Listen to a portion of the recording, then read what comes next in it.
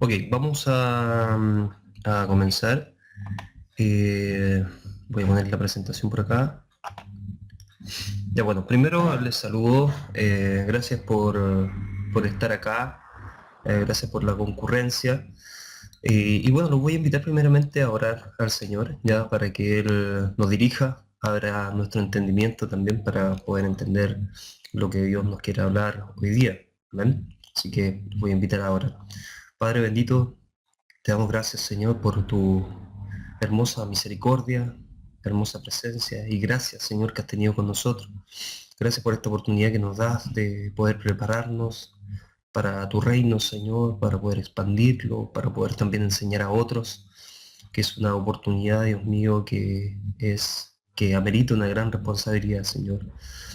Yo te pido que tú tomes el control, Señor, de esta ponencia, de esta clase, Señor, y que sea de bendición, Dios mío, para cada uno de nosotros. Gracias, Señor, te damos gracias por cada uno de los que están presentes, los que no pudieron venir también, Señor. Bendíceles en el nombre del Padre, del Hijo, del Espíritu Santo. Amén. Amén. Bueno, les saludo, Dios les bendiga. Como ustedes saben, bueno, hay algunos alumnos que son del diplomado. Esta es eh, la primera clase que hacemos del curso Historia y Pensamiento Cristiano 1, ¿verdad? Que es una clase como entre presencial y no presencial. Podemos ir interactuando en el chat, ¿cierto? Que tenemos cada uno ahí en nuestro costado. Y algunos ya han ingresado a la plataforma, así que se manejan un poco en cuanto a su utilización, ¿verdad? Eh, Les quiero felicitar a aquellos que terminaron el curso de inducción de la plataforma, ¿ya? Hay algunos que se han introducido, tenemos matriculados 40 alumnos en el diplomado, lo cual superó nuestra expectativa, ¿ya? Gracias a Dios. Así que de los 40 hay como 30 que están activos, hay algunos que no han ingresado todavía, así que, pero aún hay tiempo, puesto de que con los contenidos propiamente tal los comenzamos esta semana. ¿Ya? Ustedes han estado, supongo, ahí leyendo de los tres cursos que están arriba. ¿Ya? Así que ustedes saben, estamos pendientes de cualquier consulta. Las consultas las tienen que canalizar a través del foro de consultas de la plataforma, que es ideal que las canalicen por ese lugar, ¿ya? Igual permanentemente estamos revisando los foros de consulta para que ninguna consulta quede ahí como en el aire. Es muy importante. Y es muy importante también que ustedes se sientan acompañados en este proceso de aprendizaje que estamos iniciando, ¿cierto? Porque sabemos de que la desmotivación viene muy pronto, ¿ya? Esta es, como les dije, la primera clase de este curso. Las otras clases de introducción a la Biblia, bueno, hubo como una preclase, digamos, que está grabada por ahí, yo se las voy a subir a la plataforma. Y las otras clases las vamos a coordinar con los profesores, que de aquí a 2 semanas más van a comenzar. Ya una clase como inicial, ¿cierto? Una introductoria también. Por lo pronto hay que ir leyendo, ¿verdad? Porque hay mucho que leer y un diplomado o un curso de esta naturaleza amerita como mucho estudio, mucha lectura. De hecho, tratamos de reducir lo más posible las lecturas, ¿cierto? Para que ustedes, eh, sabemos de que las personas que toman este tipo de formación no tienen mucho tiempo, entonces tratamos de reducirla lo más posible. Eh, Sin embargo, para los que quieran saber más, hay más lecturas en las lecturas complementarias que van a ir apareciendo en cada uno de los cursos, ¿ya? Así que nadie va a poder decir, no, esto es muy básico, sino que hay lecturas complementarias en donde usted puede ir profundizando y puede ir haciendo también las consultas correspondientes, ¿ya?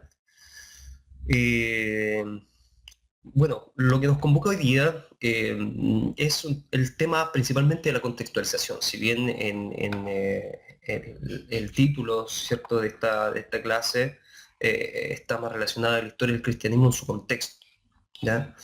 Porque en su contexto nosotros vemos que siempre nos falta contextualización. En la primera clase que tuvimos con el pastor Amós, ¿cierto? Amós nos hablaba de la contextualización de la Biblia, de los pasajes bíblicos, Y ciertamente es muy importante, no solamente en lo bíblico, sino que también en todo ámbito de disciplina. Cuando uno contextualiza el conocimiento, uno puede llegar a resultados mucho mejores. Es por ello que a mí me interesa que en esta clase nosotros podamos contextualizar nuestros pensamientos, nuestro conocimiento histórico, el que tengamos, o si no lo tenemos, ya lo estamos construyendo de a poco, ¿cierto? Pero la contextualización es muy importante. Pero un segundo, voy a cerrar aquí.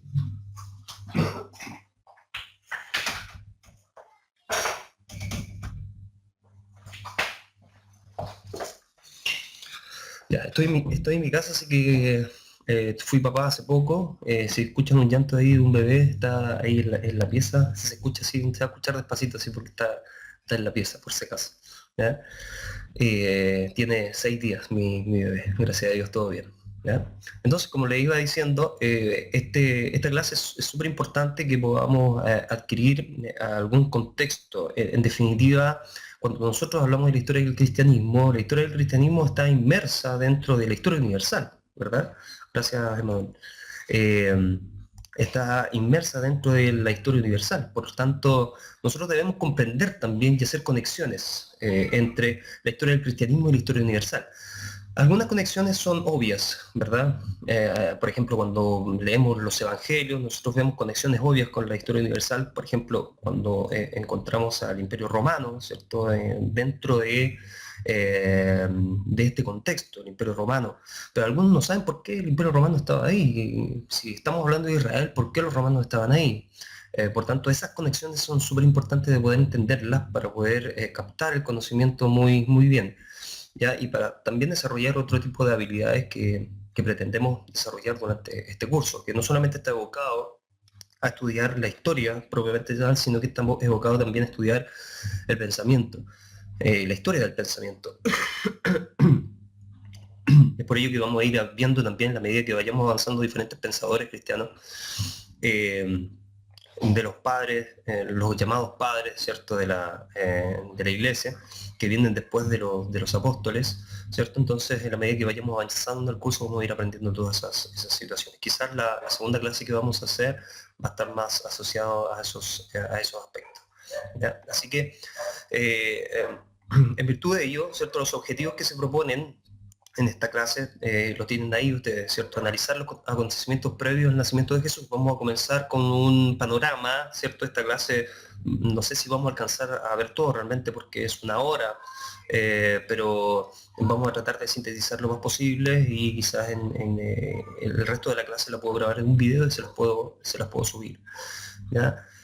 También les quiero decir, entre paréntesis, que al costado tienen el chat, pueden ir haciendo preguntas a la medida que yo vaya hablando, ¿cierto? En un momento voy a detenerme, si alguien quiere hacer una consulta, también en audio y en video la puede hacer, puede presionar habla aquí y yo le doy el paso primero, puede presionar habla aquí y usted puede emitir también una opinión, ¿ya? Que eso es muy importante el feedback que podamos tener, no solamente que sea una clase expositiva directa, sino que también el feedback, la retroalimentación que podamos tener y algunos datos que quizás algunos tienen por ahí que son relevantes, que se me pueden ir y también son bienvenidos, ¿ya? Entonces, vamos a analizar algunos acontecimientos previos al nacimiento de Jesús. Este periodo se llama el intertestamentario, ¿verdad? Que se encuentra entre, hablando de libros de la Biblia, Malaquías hasta Mateo, ¿verdad? Que son 400 años, que algunos lo consideran los 400 años de silencio, en realidad, que son 400 años donde no hubo profecía, no hubo revelación, ¿verdad? Vamos a ver cuál es el contexto histórico. ¿Por qué es importante esto? Porque de esta forma nosotros vamos a saber en qué momento de la historia nació Jesús y nos vamos a dar cuenta que nació en el momento preciso. ¿Ya? Por eso que después yo les voy a citar un versículo así muy, muy, muy hermoso respecto al tiempo en donde nace Jesús. Sabemos que a Dios nada se le va de las manos. La soberanía de Dios es sobre también la historia. Por tanto, Él maneja la historia y Él sabía el momento preciso en el cual Jesús iba a nacer, ¿verdad? Esperamos que en esta clase podamos valorar este conocimiento contextualizado, que podamos ir un poco más allá, que cuando leamos la palabra de Dios, cuando leamos las escrituras, nos demos cuenta de que hay un poco más allá, podemos contextualizar, podemos ir a comentarios, por ejemplo, hay comentarios muy buenos, comentarios del contexto histórico de la Biblia, ¿cierto? Que son muy buenos en internet, también se encuentran bastantes comentarios al contexto, versículo por versículo, hay uno de Kinner, me parece por ahí, que es muy bueno. Ya después se los puedo dar esos libros si alguien desea comprar esos libros, que me parece que los tengo acá. Este es uno, ya, que es bastante bueno, que son dos tomos del Nuevo Testamento y el Antiguo Testamento, que los vamos a ir viendo también en el otro curso que vamos a hacer, que es el curso de contexto histórico-cultural de la Biblia. ¿Ya? Algo vamos a ver acá, pero vamos a profundizar en los otros cursos que nos quedan más adelante. Perdón, ando un poco de alergia, así que... el otro objetivo está asociado a vincular la historia del mundo con el desarrollo del cristianismo, ¿cierto? Estas conexiones que vamos a ir haciendo a la medida que vayamos avanzando, vamos a ir haciendo estas conexiones con la historia del mundo. Ahora, cuando nosotros hablamos de la historia del mundo, hablamos de la historia universal que nosotros nos pasaron en el colegio, ¿cierto? Que es principalmente historia europea. Uno dice historia del mundo, pero es principalmente historia europea, que es en realidad era el mundo conocido en ese entonces, en donde tenemos más registros así, más registros específicos. Exactamente, ahí la Biblia en su contexto de Craig Kinner, que pone Mauricio. Gracias, Mauricio. Y bienvenido, Mauricio. Un gusto que estés acá. Y entonces, conocer los principales acontecimientos históricos de los primeros siglos, ¿ya? Esta clase va a ir hasta el 100, más o menos hasta el primer siglo, ¿ya?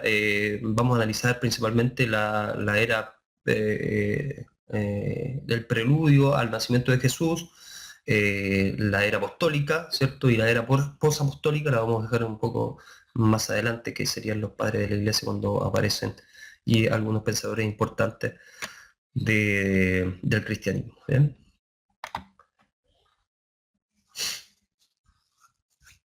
Bien, miren, rápidamente le voy a hacer un contexto de la historia, propiamente tal. Esto es para que recordemos un poco cuando estábamos en el colegio. Yo sé que hay algunos del curso que son profesores de historia, así que esto le va a ser muy familiar, obviamente, y todo lo que vamos a hablar le va a ser muy familiar, ¿ya? Em, Vemos que la historia ha pasado por diferentes etapas, y ahí nosotros en pantalla tenemos todas las etapas: prehistoria, edad antigua, edad moderna, edad contemporánea y la edad posmoderna, ¿verdad? Eh, Desde la prehistoria, ¿cierto? Nosotros tenemos, bueno, hay muchos datos por ahí que no concuerdan mucho, pero de la historia podemos hablar como de un momento en donde el hombre comenzó, según la ciencia, ¿cierto? Que nos dice hoy día, comenzó a evolucionar hasta convertirse hasta el Homo sapiens, lo cual nosotros no compartimos eso, obviamente. Y la prehistoria, ¿verdad? Termina, ¿cierto? Hasta la invención de la escritura, más o menos, y ahí comienza como la edad antigua. Y la edad antigua nosotros la vemos el surgimiento de las grandes civilizaciones, de 3000, del tercer milenio antes de Cristo, ¿verdad? En donde las civilizaciones comienzan a desarrollarse, pasando por todas las civilizaciones. Si ustedes recuerdan en el colegio se veían las civilizaciones, China, mucho no se vio, pero algo de China, algo de la India, algo también de Mesopotamia, ¿verdad? Lo cual es más cercano a nosotros, Mesopotamia, Babilonia y todo esto, más cercano al estudio del cristianismo, ¿cierto? Es esa historia. Egipto también se ve en la Edad Antigua, y después pasamos a las dos grandes culturas y civilizaciones que marcaron nuestra construcción del mundo actual, que es Grecia y Roma. La edad antigua va hasta más o menos la caída la caída del Imperio Romano, ¿cierto? El 476 después de Cristo. Esa es la edad antigua, ya es un periodo bastante prolongado, del segundo milenio antes de Cristo hasta el 476 después de Cristo. Ya es un periodo bastante años. Y aquí en la Edad Antigua nosotros encontramos la historia del cristianismo, principalmente la historia de la iglesia primitiva, ¿cierto? Está conociendo 76, entonces la Edad Antigua, y después comienza una nueva edad que se llama la Edad Media, del 476 hasta, podemos ponerla hasta la caída de Constantinopla, ¿cierto? 476, o el descubrimiento de América, lo ponen algunos en 1492, hay otros que lo ponen en 1453, etc. Ya, pero durante la Edad Media nosotros vemos que el mundo tomó unas características nuevas, ¿ya? Volvamos atrás, en la Edad Antigua nosotros vemos que la cultura griega, la cultura romana tomó un importante papel en el desarrollo de la civilización propiamente tal. Acá nosotros encontramos el surgimiento de la filosofía en Grecia, ¿cierto? De la democracia o de los sistemas políticos en Grecia. El sistema griego nos provee de muchas cosas que hoy día predominan ya en la misma lengua, ¿cierto? En la edad antigua, los primeros griegos, señor, ¿cierto? Nos comienzan a proveer de bastantes situaciones que hoy día están vigentes, ¿ya? Después pasamos eh, a la historia de Roma, ¿cierto? La historia de Roma, que es una mezcla también con Grecia, y por eso es que se le llama la civilización greco-romana o la cultura greco-romana, ¿cierto? En donde de los romanos también pudimos adquirir sistemas políticos, heredó mucho de Grecia, los dioses, también parte de la filosofía, el sistema político, quizás no democrático, pero sí el Roma fue una república antes de ser un imperio, ¿cierto? ¿Ya? Y ahí vemos como muchos acontecimientos importantes que nos vamos a evocar ahora en esta clase principalmente, que vamos a ver principalmente, vamos a conectar la historia del cristianismo con la historia antigua principalmente en esta clase. ¿Ya? Después cae el Imperio Romano por diferentes circunstancias, ¿cierto? Por la debilidad de las instituciones, por diversas circunstancias, que no profundizar ahora porque nos va a llevar mucho tiempo, y comienza finalmente la Edad Media. Y la Edad Media comienza con la caída del Imperio Romano, y la Edad Media se caracteriza por conceptos que a usted les parece como, les puede parecer más familiares, como el feudalismo, ¿cierto? Aquí vemos que la vida se ruraliza. Durante la Edad Antigua la vida era más urbana. Durante la Edad Media la vida es un poco más acercando a las ciudades, ¿cierto?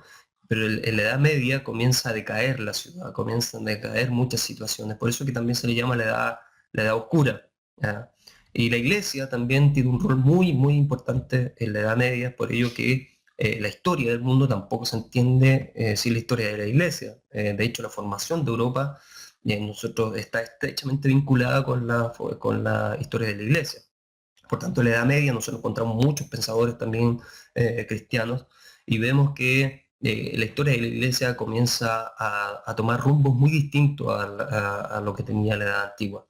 Principalmente comienza a tomar rumbos muy distintos después del 313, que va a ser el edicto de Milán, ¿cierto? En adelante, la iglesia comienza a cambiar muchas cosas internas. Comienza mucha corrupción, comienza el papado, etcétera, dentro de la Edad Media.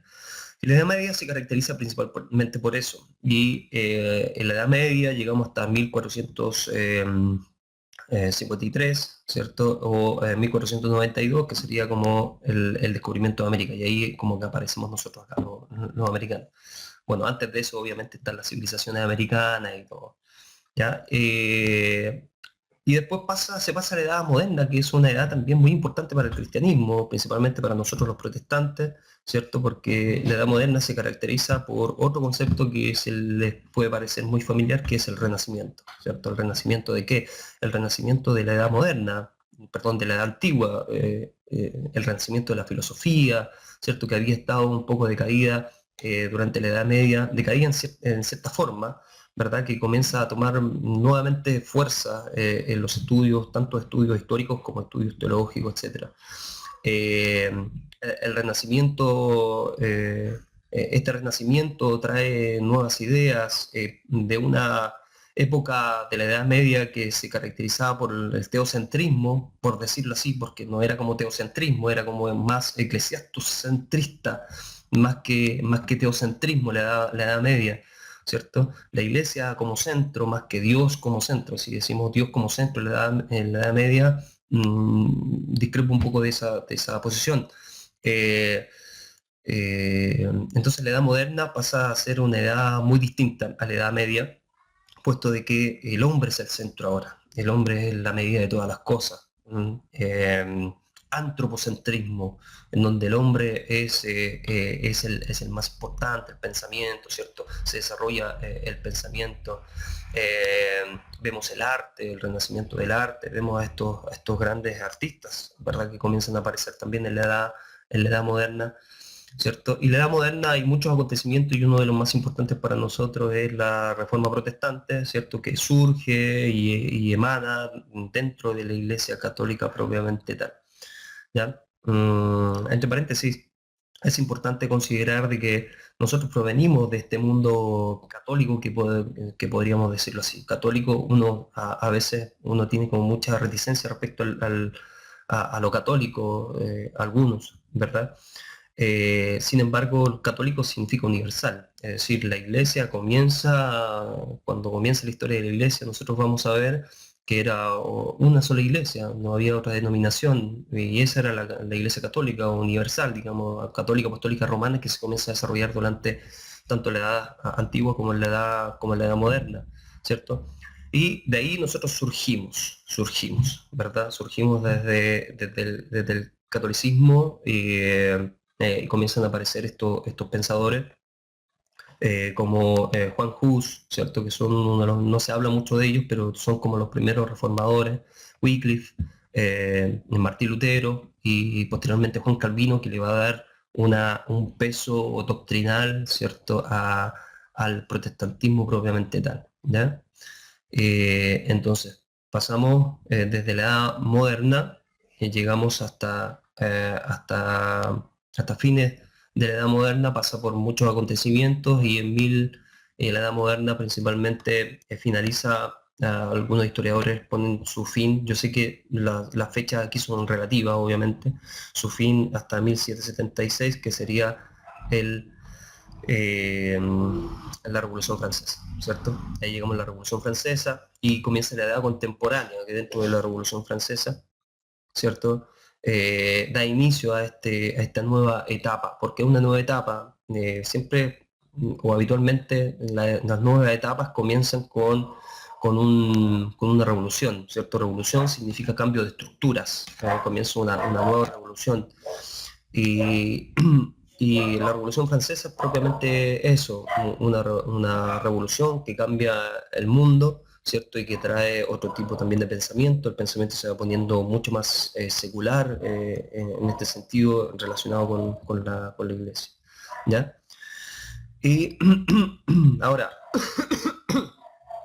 la edad contemporánea, hay algunos que dicen que aún estamos obviamente en la edad contemporánea, ¿ya?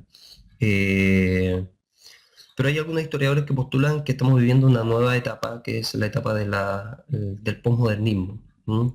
Algunos historiadores ponen esta fecha de inicio como la caída del muro de Berlín, por ahí, o la caída de la Unión Soviética, el fin de la Guerra Fría, ¿cierto? Y algunos historiadores lo ponen por ahí, en los años 90, que comienza esta era hasta el día de hoy, que se caracteriza principalmente por el desarrollo de las tecnologías y los grandes avances, lo cual estoy bastante de acuerdo en que estamos viviendo una época distinta a la edad contemporánea, una época en donde la revolución, ¿cierto?, de la, eh, mm, de las comunicaciones, lo mismo que estamos haciendo hoy día, es parte de la revolución de las comunicaciones, ¿cierto? El desarrollo de las tecnologías va de manera estrepitosa, ¿ya? Por eso que es necesario también muchas veces actualizarse en esto. Y ahí termina, ¿cierto?, este panorama que yo les hice en pocos minutos, ¿cierto?, de toda la historia del hombre, ¿verdad? Para que ustedes tengan una idea dónde nosotros nos ubicamos y dónde nos vamos a ubicar en esta ponencia, principalmente en la edad antigua, ¿ya? Sí, estaba leyendo algunos comentarios. Eh, Realmente sí, vemos que el tema del catolicismo, ¿cierto? El catolicismo romano, ¿cierto? Que es un catolicismo que se diferencia a hoy en día. Nosotros dentro de nuestra institución, bueno, nuestra institución no es ecuménica, lo compartimos, pero sí hay que tener como mucho cuidado en hasta dónde podemos avanzar en eso.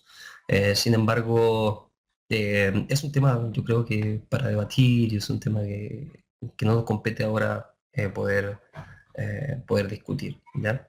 Eh, Sin embargo, es importante que nosotros tengamos presente de que nuestro conocimiento, el conocimiento que vamos a ir adquiriendo, nosotros lo vamos a ir canalizando y porque hay algunos alumnos del diplomado, por ejemplo, que me comentaban y yo leí algunos temores que habían por ahí de ir reformulando muchas cosas, ¿ya? En la medida que uno va conociendo, en la medida que uno va estudiando, te va reformulando muchas cosas y eso es lo que me pasó a mí también. Yo tenía muchas estructuras erradas, muchas estructuras teológicas muy erradas y comencé a indagar. Lo importante es que ustedes tomen este conocimiento y lo vean a la luz de la palabra de Dios y ustedes se formen su su propia idea, ¿cierto? En realidad, nuestra visión, nuestra visión es una visión teológica reformada, ¿ya? Sin embargo, eh, es importante que usted tome esto, lo mastique, lo analice, lo canalice y tome su propia decisión. Además que hoy día ustedes ven mucho en las redes sociales, por ejemplo, que hay mucho debate respecto a los calvinistas y arminianos, ¿verdad? Pero creo que son debates que por lo menos a mí eh, no hay que perder mucho tiempo en eso. Si eres arminiano o eres calvinista, ¿cierto? Yo creo que no es una condición de irte con el Señor. El Señor ya tiene los que escogió. Y creo que ser arminiano no te va a llevar al infierno y ser calvinista tampoco te va a llevar al infierno. Entonces hay que tener, ¿cierto?, un equilibrio en esto, hay que lograr un equilibrio. Por eso que se los doy como consejo, ¿cierto? Hay algunos reformados que son más reformados que los mismos reformados. Y como salen algunos artículos que han salido en este último tiempo, son tan reformados que llegan a ser deformados, ¿no? Entonces hay que tener un equilibrio, hay que mantener un equilibrio. Yo vengo de una línea pentecostal, vengo de una línea carismática, ¿cierto? Soy pastor de una iglesia y en mi iglesia estamos buscando, con la ayuda del Señor, ese equilibrio necesario que nosotros necesitamos, ¿ya? Bueno, ese era un paréntesis. Sigamos. No sé si hay alguna consulta hasta el momento. La pueden poner ahí en el chat, ¿ya?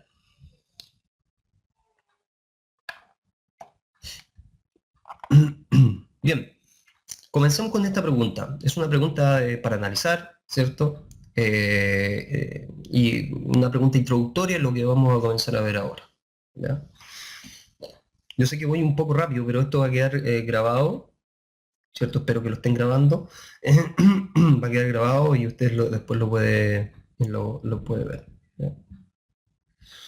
Y puede...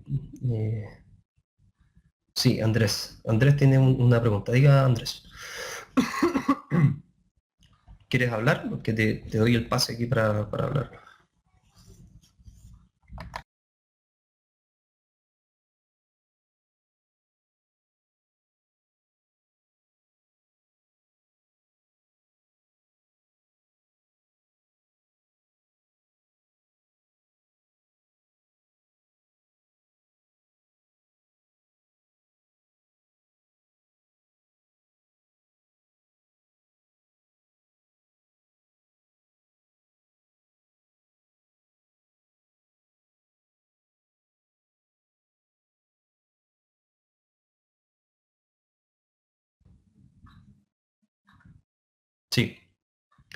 Sí, Andrés, estamos esperando tu consulta. Por mientras voy a introducir, ¿cierto?, al tema con esta pregunta. ¿Por qué el cristianismo apareció precisamente entonces y no antes? ¿Ya? Eso es una pregunta que usted puede analizar en estos momentos. Nosotros podemos hablar de la soberanía de Dios, ¿cierto? Una soberanía que traspasa y que está sobre toda la historia. Y como les comentaba al principio, la soberanía del Señor eh, y las decisiones del Señor siempre son correctas. Entonces nosotros nos podemos preguntar por qué Dios envió a su Hijo precisamente para vivir en un contexto tan hostil también, porque fue un contexto bastante hostil dentro del nacimiento de Jesús, dentro del contexto del Imperio Romano, ¿verdad? Y no antes, o no después, también podemos preguntar, ¿cierto? Ya, Andrés pregunta por qué algunos historiadores proponen que no estamos en la era posmoderna. Sí, básicamente hay algunos historiadores que no les gusta hablar mucho de posmodernismo. Yo creo que es más por el tema de que no hemos, de que la historia después de los años 90 en cierta forma no se ha desarrollado en su plenitud.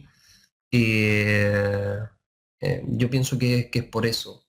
Sin embargo, nosotros vemos que en los años 90, de hecho, comienza una nueva etapa en la historia. Con la caída del muro de Berlín comienza una reestructuración de los sistemas políticos, eh, con la caída de la Unión Soviética, ¿cierto? Y la predominancia después del capitalismo. eh, Le guste o no le guste el capitalismo surgió, ¿cierto? Y llegó para quedarse, tomando diferentes formas en diferentes países, ¿cierto? Pero hay algunos historiadores, más que no estén de acuerdo, quizás no utilizan mucho el concepto. Quizás son los historiadores como más de la vieja guardia que nosotros vemos. Pero, sin embargo, ustedes mismos se pueden dar cuenta de que entre los años 90 y hoy día hay una diferencia exorbitante, ¿cierto? Yo nací en el 75, pasé mi juventud en los años 90 y hoy día vemos que nuestra juventud es muy, muy distinta de la juventud de los años 90. Sí, ahí Mauricio pone alguna reflexión con respecto a la pregunta que planteo.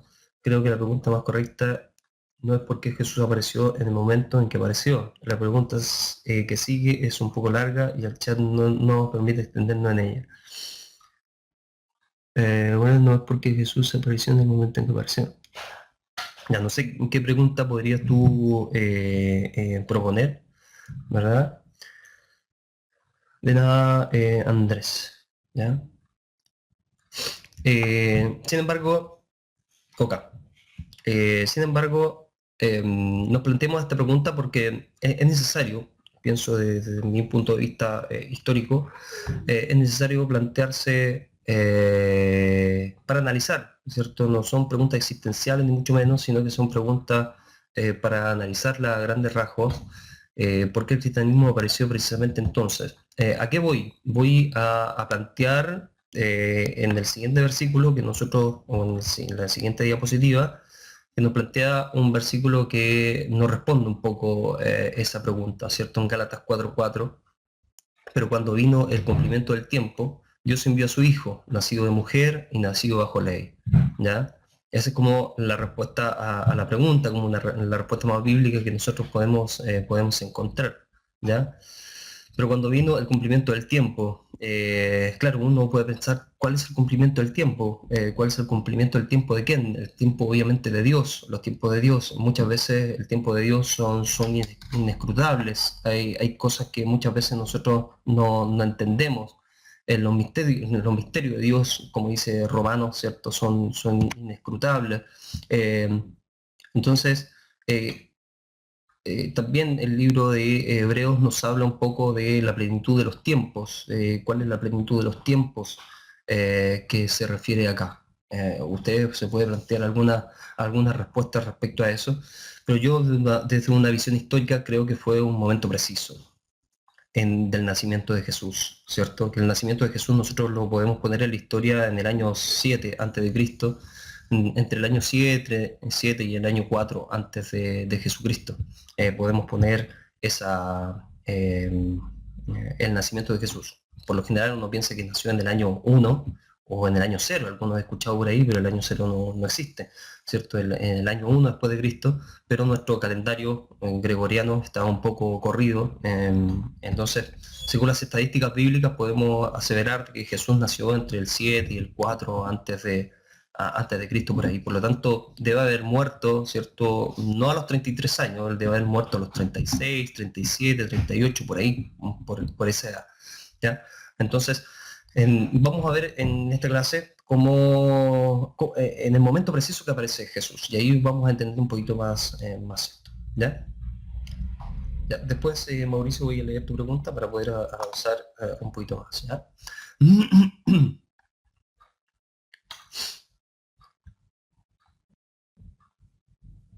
Bien, cito acá un pensador, ¿cierto? Uno de los primeros pensadores cristianos post-apostólicos, Clemente de Alejandría, que vivió por ahí por el siglo segundo después de Cristo, y él trata de dar algunas respuestas a esta pregunta, ¿cierto? Él dice, Dios es la causa de todas las cosas buenas, pero de algunas en forma primaria, como del Antiguo y del Nuevo Testamento, y de otras por consecuencia, como la filosofía. Quizás también la filosofía fue dada a los griegos directamente y primariamente, hasta que el Señor pudiese llamar a los griegos, porque ésta fue una educadora para atraer a la mente helenista a Cristo. Así como la ley trajo a los hebreos, en Galatas 3:24, la filosofía, por lo tanto, fue una preparación que pavimentó el camino para quien es perfeccionado en Cristo. ¿Ya? Bueno, podemos estar de acuerdo o no estar de acuerdo con esta cita, pero ciertamente nosotros vemos que la filosofía, hablando de la filosofía griega, después podemos profundizar en esto, eh, podemos preguntarnos, ¿contribuyó realmente al cristianismo? Creo que habían algunas conexiones entre la filosofía griega, creo que el cristianismo viene a dar respuesta a algunas interrogantes o algunos núcleos del pensamiento filosófico, como es el tema de la existencia, como el sistema de la naturaleza de las cosas, ¿cierto? Como es el tema de la virtud, ¿cierto? Creo que sí. Pero esta cita nos invita un poco a reflexionar, quizás a criticar también a algunas cosas y a filtrarlas, ¿cierto? Cuánto la filosofía y cuánto el mundo griego en su filosofía aportó. Porque Pablo, el apóstol Pablo, estuvo inmerso dentro de este mundo, ¿cierto? Dentro de este mundo filosófico. Vemos su predicación en Atenas, ¿cierto? En el Areópago, que era un lugar muy importante para los griegos, para los pensadores y para los filósofos griegos. Vemos un apóstol Pablo también citando a algunos poetas griegos. Entonces, vamos a ver qué nos dice esto, ¿ya?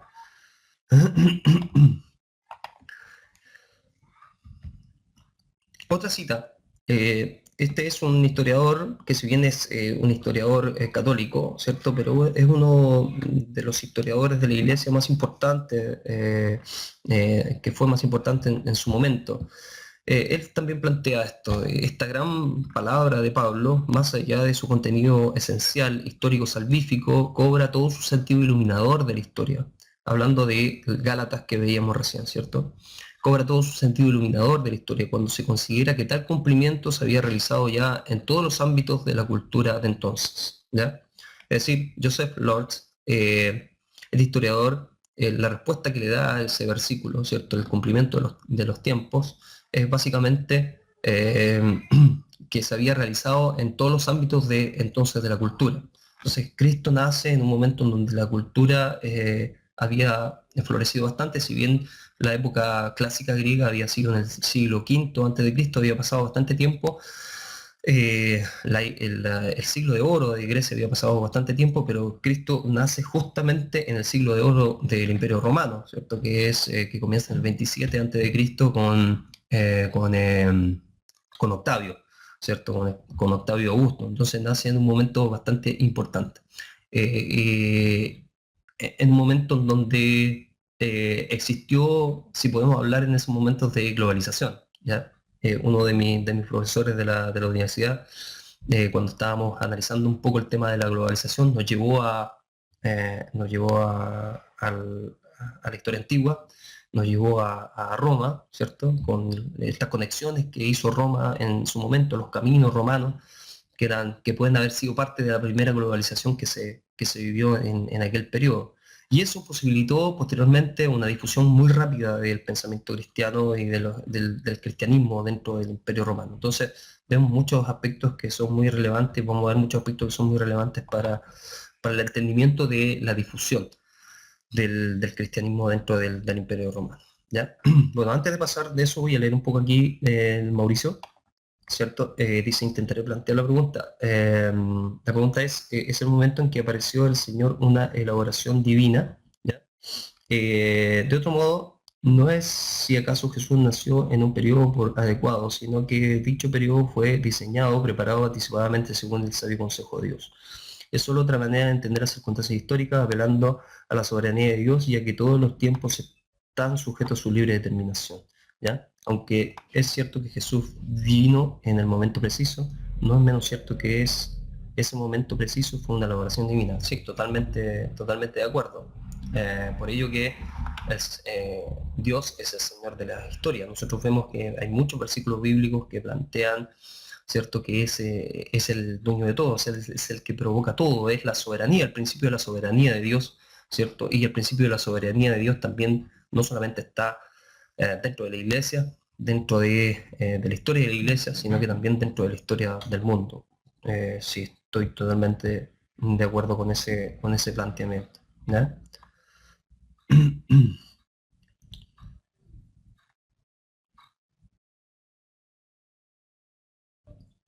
Sí, después más abajo dice, mientras que humanamente contemplamos la historia de manera lineal, desde la perspectiva de Dios, la historia, los eventos históricos no son más que la materialización de un propósito. Sí, sí, bueno, esa es parte de la historia, ¿cierto? Esta historia, la historia que tiene un inicio y un fin. El inicio en el Génesis y un fin, ¿cierto? En el juicio final.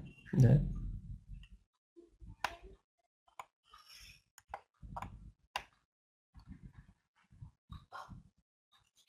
Ok, vale. Sigamos. Después vamos a hacer más preguntas, más debate por ahí, ¿ya? Pero me interesa que pongamos atención en la clase, ¿ya? Preludio del nacimiento de Jesús. Vamos a ver los acontecimientos, ¿cierto? Que sucedieron antes del nacimiento de Cristo. Antes de eso, es importante que yo pueda reforzar esta idea de evitar los conocimientos aislados, ¿cierto? Cuando nosotros estudiamos historia, por lo general siempre, o cuando alguien estudia historia, es muy importante ir haciendo estas conexiones. Por ejemplo, cuando uno hace clases de historia y cuando llegamos, por ejemplo, al descubrimiento de América, cuando se le enseña a los niños en el colegio el descubrimiento de América, y se le enseña solamente el descubrimiento de América, o antes del descubrimiento de América, ¿cierto? Se le enseñan las civilizaciones americanas y como que los niños no conectan que cuando estaban las civilizaciones americanas desarrollándose, en Europa estaba pasando otro acontecimiento, ¿cierto? Otro tipo de acontecimiento. Y cuando sucede en 1492 el descubrimiento de América y se comienza a desarrollar la historia americana, los chicos como que les cuesta conectar la historia americana con la historia, con la historia europea, ¿cierto? Pero son súper importantes esas conexiones porque la historia americana no se entiende no se entiende si uno no entiende bien lo que estaba sucediendo en Europa. Por lo tanto, esas conexiones son muy importantes. Eso mismo pasa en el cristianismo. Nosotros muchas veces no podemos entender algunos procesos, no podemos entender incluso algunos pasajes bíblicos en su plenitud porque no entendemos el contexto histórico, cultural, ¿cierto?, que se estaba viviendo en aquel entonces. Por eso que les quiero recalcar, enfatizar en esa idea, ¿cierto?, de evitar los conocimientos aislados. Después yo les voy a proveer de algunas líneas de tiempo que tengo por ahí, ¿cierto?, para que ustedes pueden ir haciendo esas conexiones y a la medida que vayamos avanzando vamos a ir hablando de algunas fechas y haciendo esos vínculos, ¿ya? Eh, también esta interrelación, ¿cierto?, de procesos históricos. Este proceso histórico está vinculado con este proceso histórico. La historia no es solamente fechas, no es solamente personajes, no es solamente acontecimientos, sino que la historia está basada en procesos históricos. ¿Ya? Muchas veces hay una historia positivista que se enseña mucho en los colegios, que muchas fechas, que muchos personajes. Sin embargo, los estudiantes tienen que hacer estas conexiones de los procesos históricos. ¿Cuáles son las causas? ¿Cuáles son el desarrollo? ¿Cuáles son las consecuencias de todo ello? Eso es súper importante que nosotros lo tengamos presente. Y siempre cuando nosotros iniciemos un proceso, a estudiar un proceso histórico del cristianismo, tenemos que tener presente eso, ¿cierto? Eh, mm, Proceso histórico respecto, perdón, tenemos que tener presente esas conexiones, la causa, el desarrollo y la conclusión. ¿Ya? Bien, comencemos. El contexto previo a la venida de Jesucristo, nosotros encontramos la Grecia clásica, ¿cierto? La Grecia clásica. Antes de la venida del Mesías, nosotros encontramos la Grecia clásica, en donde nosotros podemos hablar mucho de Grecia, pero en definitiva y en síntesis, en Grecia surge una religión muy compleja que está principalmente desarrollada en base al politeísmo, ¿cierto? Varios dioses, al politeísmo, en mitología griega encontramos. Una religión muy alejada de los principios bíblicos del monoteísmo, por ejemplo. ¿Ya? Por otra parte, el sistema de gobierno ateniense dentro de Grecia, recordemos que fue un sistema de gobierno democrático, ¿ya? Un sistema de gobierno democrático. El surgimiento de las artes en Grecia, el surgimiento de la filosofía, después vamos a ahondar un poquito más en ello. Y todo esto está como preparando el escenario para la venida del Mesías. Después vamos a entender esa afirmación, ¿cierto? Ahí ustedes en la imagen, por ejemplo, ven el Partenón, que es como era como el templo que habían levantado los griegos, el templo más importante, el templo más importante de Grecia, para poder honrar a su diosa. Entonces, ese es el mundo que se vivía cuando nace, o previo al nacimiento de Jesús, ¿ya? Porque después, cuando nace Jesús, se introduce otra civilización que es la civilización romana, o la cultura romana, o el imperio romano, ¿cierto? Y ahí cambian algunas situaciones, pero este es el contexto de lo previo al nacimiento de Jesús. Y acá nosotros estamos hablando más o menos del siglo V antes de Cristo, en donde se comienza a desarrollar el siglo de oro. Ahí nosotros vemos figuras importantes en Grecia como Pericles, por ejemplo, y el surgimiento de los filósofos que nosotros conocemos hoy día, Aristóteles, ¿cierto? Em, Tenemos Heráclito, Sócrates, etcétera, ¿ya? Y historiadores como Heródoto, muy importantes de esa época, ¿ya? Entonces, ese es el contexto del periodo intertestamentario principalmente, pero es el contexto occidental. Pero hay otro contexto que es oriental, en donde vemos, ¿cierto? El dominio persa. Ese mapa que ustedes tienen ahí, ¿ya? Es el mapa en el cual representa el dominio persa, ¿cierto? La expansión del imperio persa hacia el siglo VI y V antes de Cristo, ¿ya? El periodo intertestamentario comienza, ¿cierto? Nosotros lo podemos, en fecha es como aseverar una fecha en estos procesos es como bastante complicado, pero podemos acercarnos un poco al periodo exílico, ¿cierto? Del 538, donde nosotros vemos cuando fueron exiliados, ¿cierto? Los israelitas o el Reino del Sur, me parece que si no me equivoco, el Reino del Sur fue exiliado hacia Babilonia y ahí comienza, ¿cierto?, un periodo bastante complejo para los israelitas. Ahora, todo este periodo del 538 a.C. Y algunos años después, nosotros vemos personajes importantes aquí, ¿cierto? Los profetas, lo que se llaman los profetas del exilio, ya los profetas preexílicos, ¿cierto? Y los profetas del exilio propiamente tal, que son Ezequiel, el segundo Isaías o el pseudo Isaías que le dicen por ahí, el segundo Isaías, no sé si tienen algún conocimiento del segundo Isaías, pero ustedes saben de que el libro de Isaías fue escrito, por lo que se sabe, por dos Isaías distintos, ya es una hipótesis, o no sé si es más que una hipótesis eso, porque las figuras literarias quizás son un poco distintas. Eh, También nosotros vemos a Daniel por ahí también en este periodo, ¿cierto?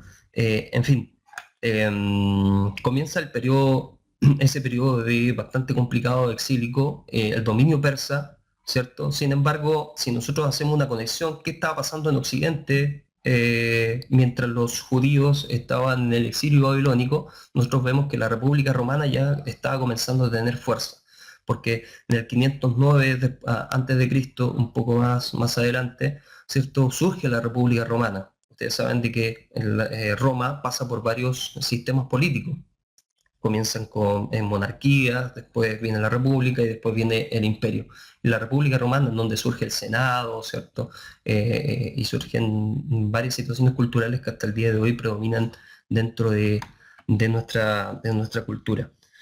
Entonces, cuando termina el periodo exílico, vemos bíblicamente, ¿cierto? Cuando se vuelve a la tierra, ¿verdad? Los judíos vuelven a Israel a la reedificación del templo, ¿cierto?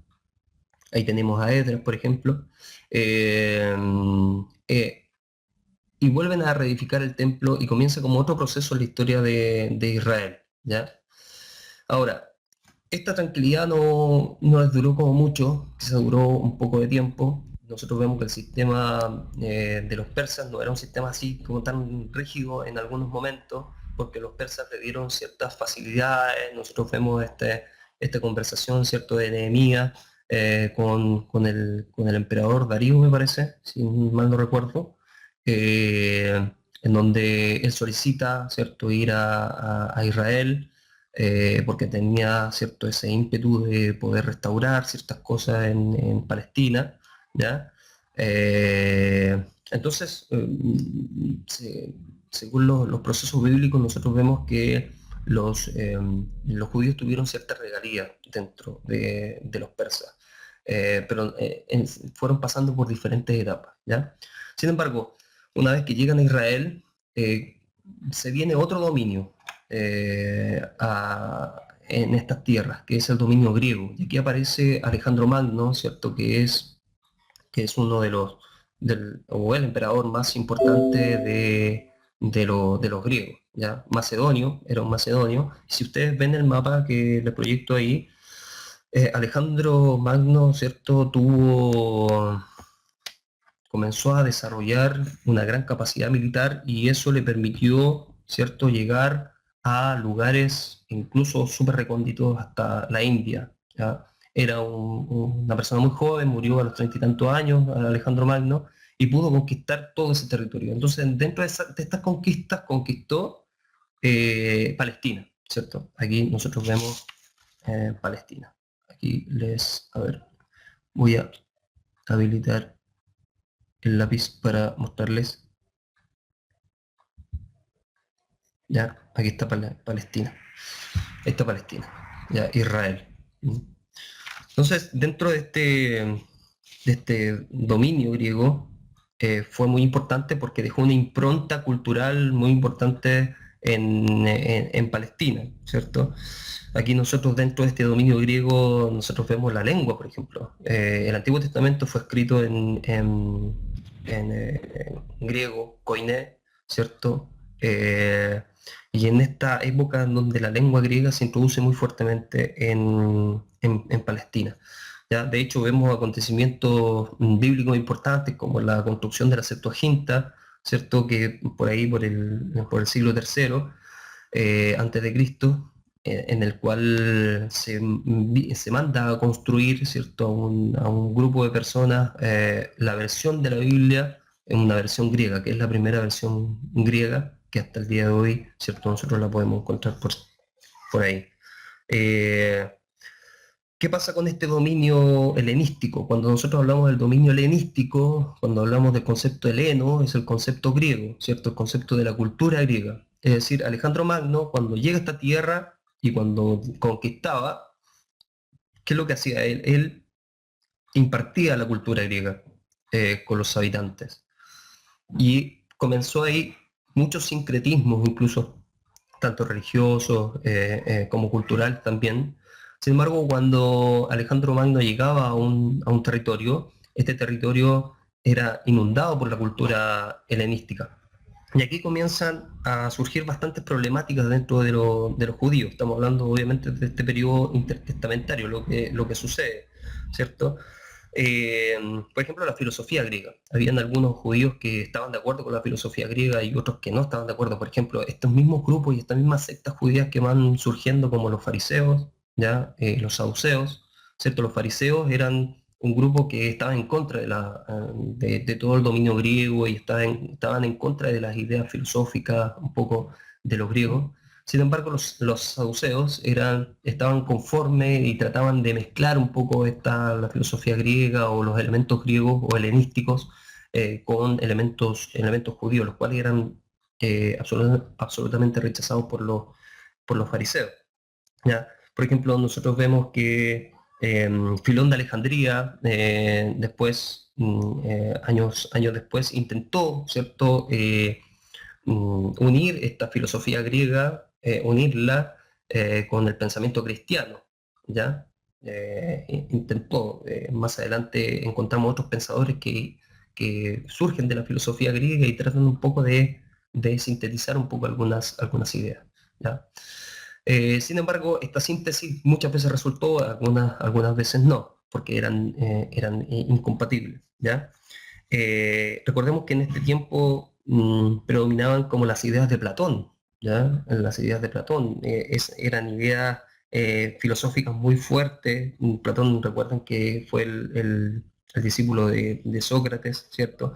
Hablaba de la inmortalidad del alma, del mundo invisible, ¿cierto? Y estas ideas fueron tomando bastante fuerza también tanto del periodo intertestamentario dentro de los judíos como después dentro del cristianismo, algunos filósofos que toman esta idea. Después vemos los estoicos, ¿cierto? Que habla que los que el apóstol Pablo se enfrenta a ellos en el Areópago y que se burlan de ellos, los filósofos griegos, ¿ya? Entonces toda esta gama de situaciones se estaba viviendo previo al nacimiento de Jesús. Todas estas ideas que comienzan a inundar Palestina, a incidir hasta cierto punto, ¿ya? Igual hubo movimientos que rechazaron constantemente la cultura griega.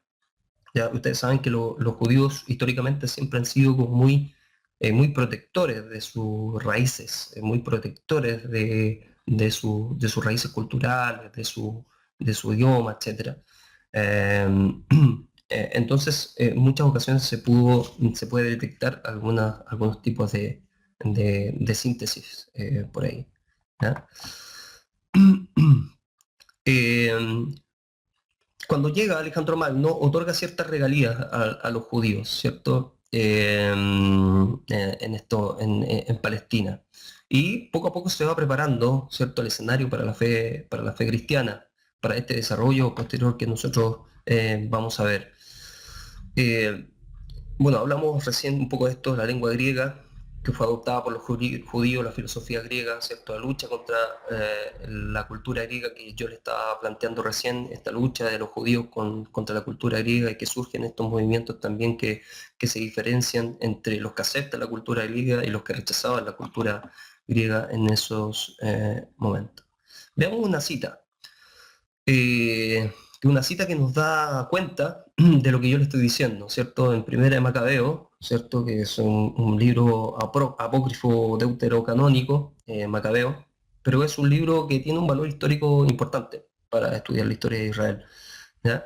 Primera de Macabeo 1:12-16, según la versión de Nácar, ¿ya?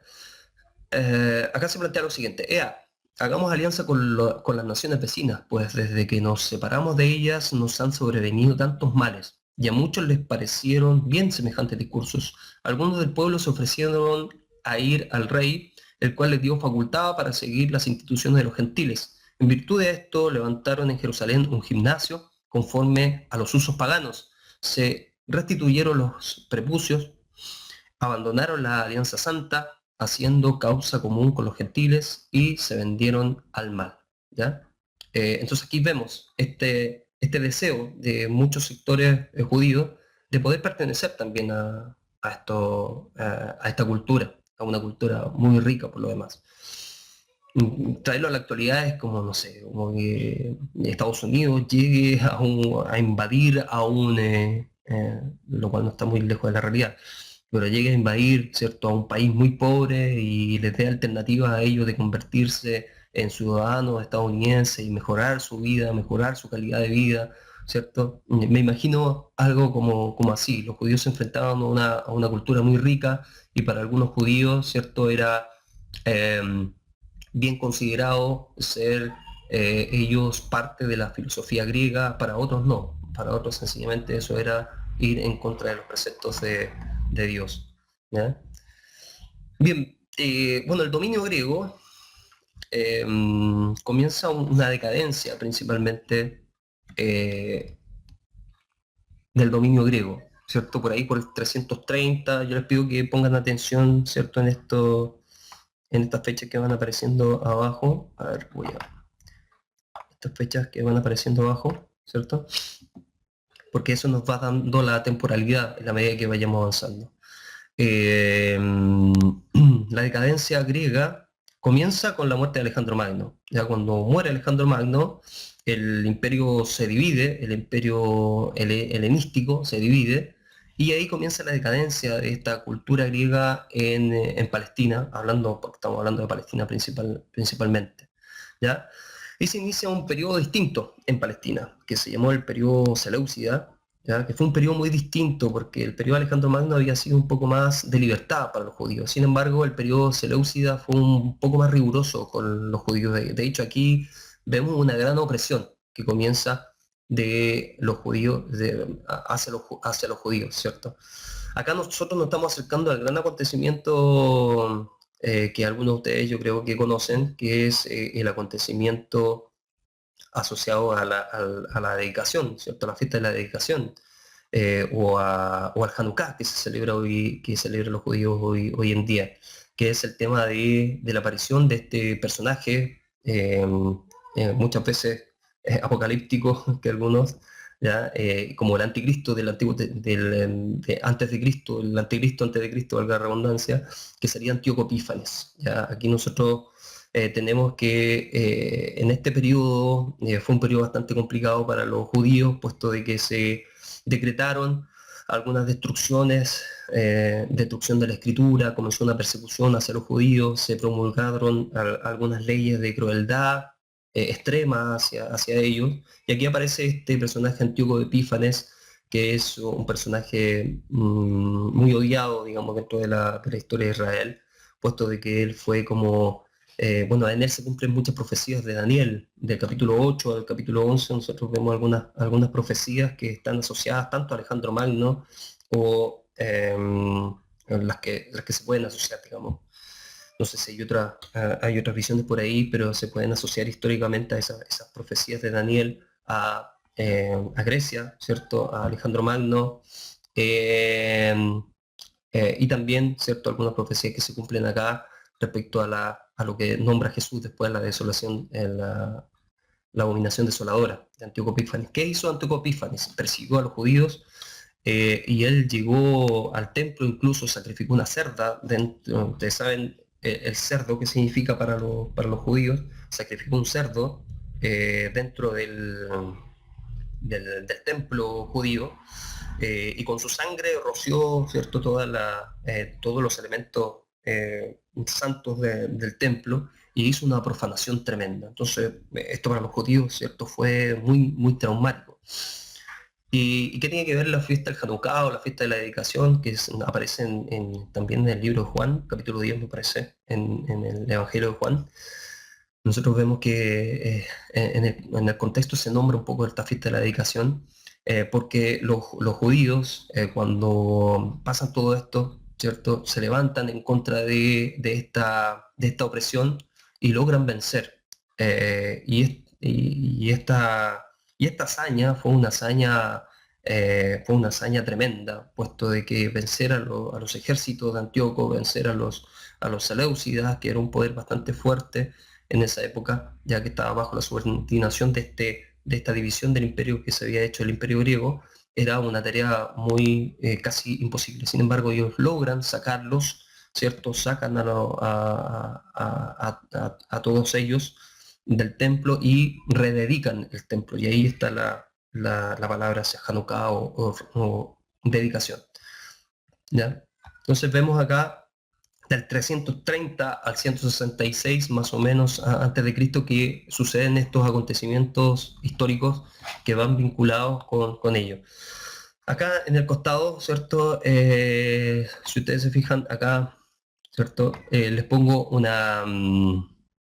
eh, como un paréntesis, ¿cierto? Vinculando un poco la historia de Roma con la historia de Grecia, porque la historia de Roma es muy importante después para entender muchas cosas. Entonces nosotros vemos acá qué pasaba con Roma en estos momentos. No olvidemos que Roma se estaba desarrollando, ¿cierto? En la medida que estaba Alejandro Magno, ¿cierto? Estaba expandiendo sus dominios, pero Roma no se quedaba atrás. Roma también estaba comenzando una expansión bastante importante. Vemos los conflictos internos que comienzan a haber en la República entre los plebeyos, ya revuelta de los plebeyos. Entonces Roma estaba en ese proceso, todavía no era un imperio. Roma era una república, ya acuérdense que fue una monarquía, después una república, y dentro de la república comenzaron a haber muchos conflictos internos. Entonces por eso es que les pongo estos recuadros para que vayamos conectando la historia por lo menos esta intertestamentaria con lo que estaba pasando en otra parte importante de la historia universal como es Roma, ¿cierto? Roma también estaba en expansión y por eso que después Roma nosotros lo vemos dentro de Palestina, ¿ya? Bueno, aquí explico un poco este tema que yo le estaba relatando recién, el tema de la rebelión de los macabeos, ¿cierto? Aquí surgen estas figuras también importantes dentro de la historia de Israel, los macabeos, ¿ya? Siempre me acuerdo hace un tiempo estaba enseñando esto en la iglesia y cuando yo decía macabeo como que se reían un poco porque acá en Chile, ¿cierto? Macabeo es un concepto o un adjetivo un poco denigrante para los varones, pero no tiene nada que ver con los macabeos. Estos macabeos históricos que fueron valientes, ya, a diferencia de los macabeos actuales que no son muy valientes. Los macabeos históricos, ¿cierto? Era un grupo judío, un grupo guerrillero, ¿cierto? Que se levanta en contra de Antíoco Epífanes y de este dominio seleucida y comienzan a luchar contra todas estas restricciones que comienzan a haber en contra del judaísmo. Y entre el 142 y 129 se logra la autonomía judía bajo la dinastía Hasmonea, ¿ya? Aquí comienza la dinastía Hasmonea a gobernar en Palestina, o a los judíos. ¿Ya? Recordemos que estaban los macabeos, los hasmoneos, después que comienzan a gobernar. ¿Quiénes eran los hasmoneos? Obviamente eran judíos, ¿cierto? Era como una dinastía judía que comenzó a gobernar en este periodo, 142 a 129 antes de Cristo. Entonces aquí nos vamos acercando un poco a fechas importantes y este acontecimiento como que marca el periodo intertestamentario. Recordemos que la Biblia no nos habla mucho de esto, hay un silencio ahí. Sin embargo, estos libros históricos nos relatan un poco estos acontecimientos que sucedieron durante este tiempo, ¿ya? Mientras tanto, mientras los macabeos luchaban en contra del dominio griego, los romanos comenzó su expansión. Es decir, si ustedes ven los procesos históricos, Grecia iba decayendo y Roma iba aumentando, ¿cierto? Grecia iba decayendo y Roma comenzó a expandirse hasta después convertirse en un imperio, en definitiva. ¿Ya? Ok, hablemos de Roma, pero antes de hablar de Roma, no sé si alguien tiene alguna consulta, ¿ya? Porque se nos está pasando el tiempo como súper rápido y No sé si alguien tiene alguna consulta por ahí, algo que no quedó muy claro. ¿Ya? Hemos visto hasta el momento, ¿cierto? Esta, este preludio al nacimiento de Jesús, todos los acontecimientos históricos importantes que fueron dando forma a la historia universal para el nacimiento de Jesús. Ya vimos el tema de este periodo intertestamentario que estamos viendo, la influencia primero de los persas, después llegan los griegos, ¿verdad? Imparten la cultura griega, que va a ser importante después para entender también muchas cosas en Palestina que suceden, y después llega Roma, ¿cierto? Una vez que Roma comienza a influenciar también dentro de Palestina. ¿No hay dudas? ¿Sigo? Ok. Bien.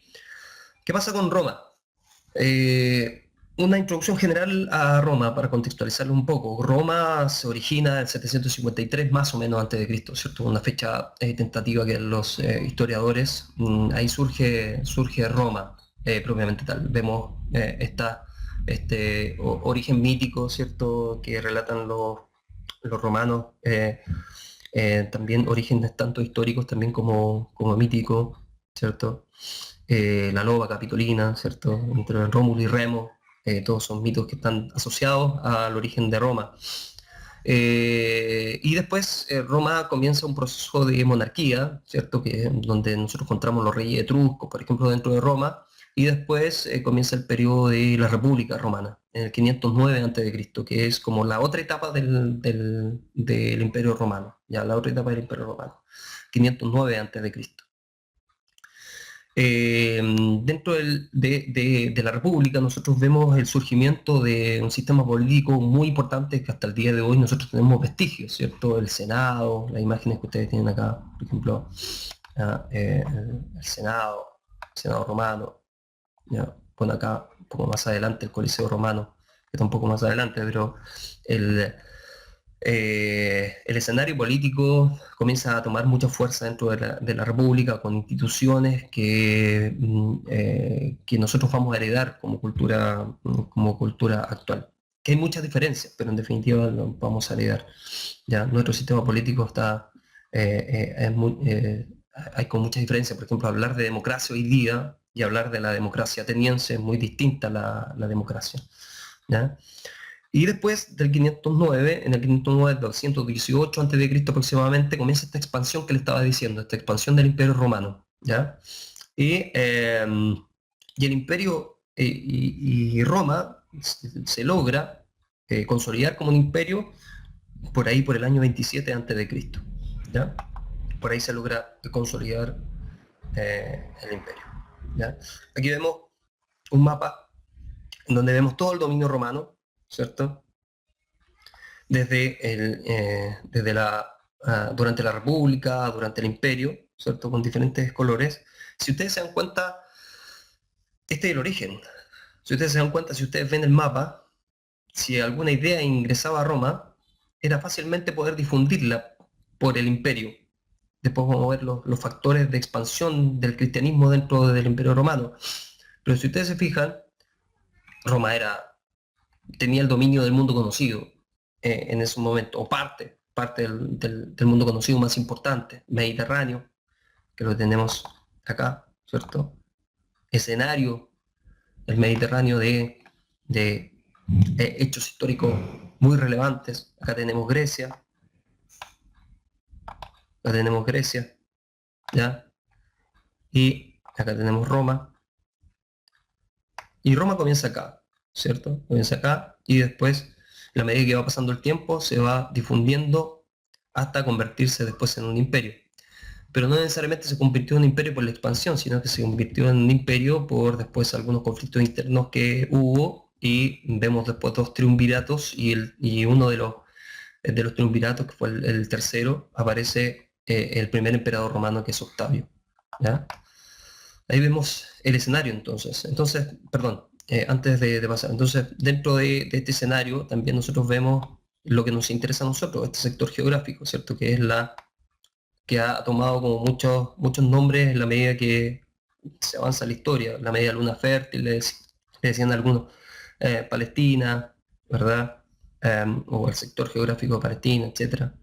que es parte del Medio Oriente, ¿ya? Entonces, ¿qué pasó en el Imperio Romano? Les quiero decir esto para que ustedes entiendan el contexto del nacimiento de Jesús es este, el Imperio Romano. Jesús nace bajo el Imperio Romano. Vale decir, nosotros vemos comienza una decadencia paulatina de la República Romana y aparecen dos triunviratos. Que eran en dos triunviratos, o los triunviratos eran, ¿cierto?, una serie de tres personajes importantes que comienzan a luchar por el poder en eso entonces. Y ahí ustedes lo tienen en pantalla, no sé si se ve bien, pero el primer triunvirato fue compuesto por Craso, ¿cierto?, Pompeyo y Julio César. ¿Ya? Y ahí aparece Julio César y aparece este nombre de César, ¿cierto?, que queda después de, no necesariamente de Julio César, sino que el César, que queda como una figura a posteriori, ¿verdad? Que la van adoptando otros emperadores, incluso, ¿ya? U otros gobernadores. Y el segundo triunvirato que es importante, estamos Octavio, Lépido y Marco Antonio, y aquí aparece la figura de Octavio, que es una figura importante dentro de la historia de Roma, puesto de que va a ser el que va a comandar o va a convertirse en el primer emperador de Roma. Entonces acá estamos del 27 antes de Cristo, ¿cierto? ¿Cuál es la estructura del Imperio Romano a la llegada de Jesús, ya, al nacimiento del Mesías? Esta era la estructura principalmente. Teníamos un emperador, el Senado, ¿ya? A pesar de que el Senado era como una figura no con mucho poder como lo fue en la República, pero sí estaba la figura del Senado. Tenemos gobernadores que gobernaban cada una de las provincias romanas, porque en la medida que el Imperio Romano se fue expandiendo, fue, eh, fue subdividiendo el territorio y fue poniendo gobernadores. Por eso que fue tan eficiente el gobierno de los romanos. Fue poniendo gobernadores. Por eso que estos nombres a ustedes les van a parecer más familiares dentro de la Biblia, ¿cierto? El pretor, el prefecto, el centurión, ¿cierto? Porque algunos se nombran en la Biblia, ¿cierto?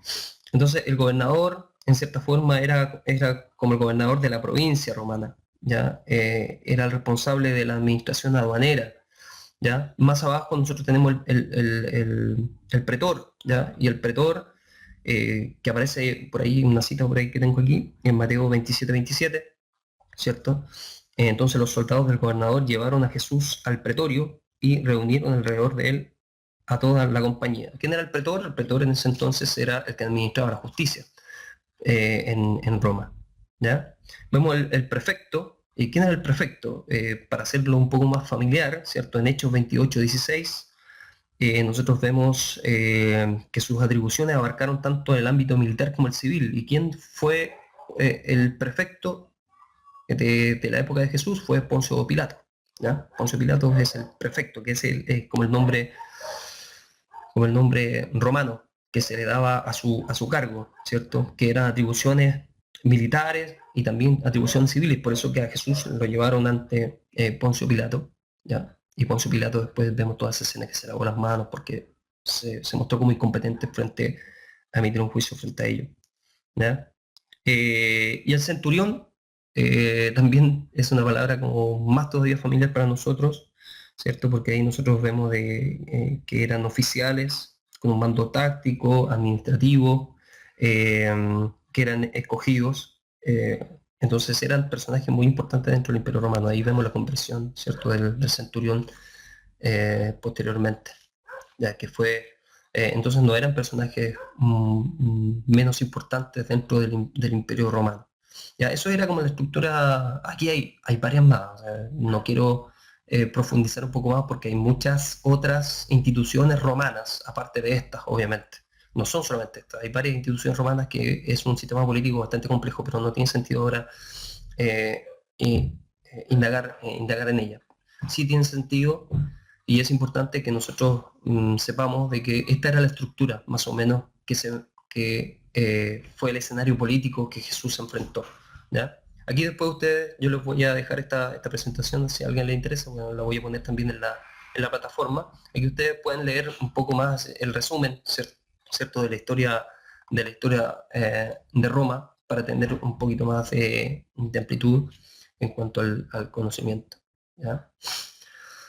Una cita de, de Russell, ¿ya? Que es otro historiador de la iglesia, dice: uno de los sacerdotes salmoneos crearon, Russell se refiere principalmente a la influencia romana, cómo llegó la influencia romana a Palestina, ¿ya? Cómo llegó la influencia romana a Palestina. Porque vemos, si nos vamos un poco atrás, vemos la figura de este proceso que pasaron los asmoneos, vemos el gobierno judío autónomo que se provocó después de la expulsión de los seleucidas dentro de Palestina, ¿ya? Entonces en ese momento estaban gobernando, los judíos tenían como un gobierno autónomo, si es que se le podría decir así, autónomo. Entonces Russell plantea de que cómo ellos perdieron la autonomía, cómo los judíos perdieron la autonomía, y cómo el Imperio Romano llegó y comenzó a influir en Palestina. Vale decir entre paréntesis que Palestina siempre fue muy importante estratégicamente. Ya, si ustedes recuerdan el mapa que les mostré recién, Palestina era una ruta comercial muy importante en su momento. Entonces, dominar Palestina era muy importante para las civilizaciones. Por eso que todas las civilizaciones dominaron Palestina y quisieron dominar Palestina, porque habían rutas comerciales muy importantes que unía, ¿cierto?, a sectores geográficos del comercio, fundamentalmente. ¿Ya? Dice él, uno de los sacerdotes amoneos, recordemos que los amoneos estaban gobernando Israel, ¿ya? Crearon una liga con un creciente poder en el oeste, en Roma, firmando un tratado con el Senado de Roma, proveyendo ayuda en caso de que se produjera un ataque sirio.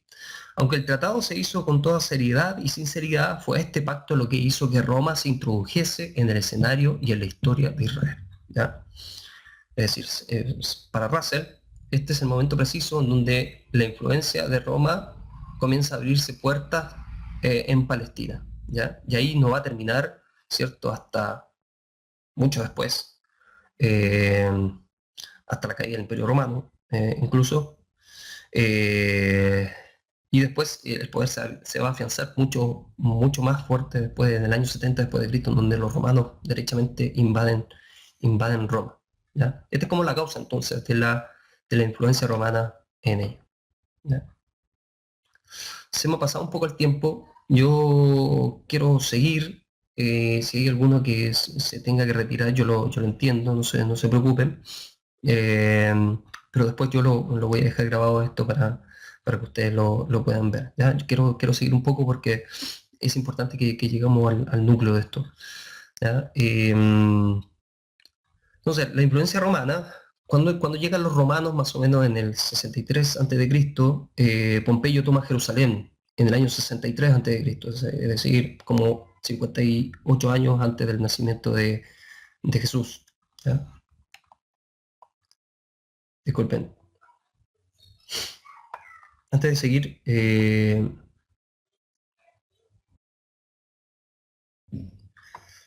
quiero leer algunas cosas porque el chat no se me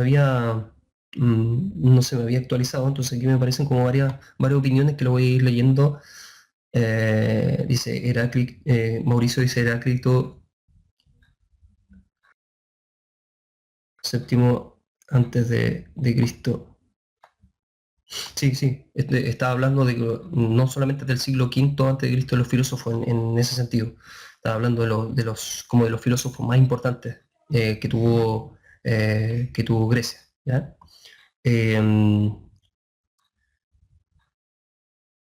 Claro.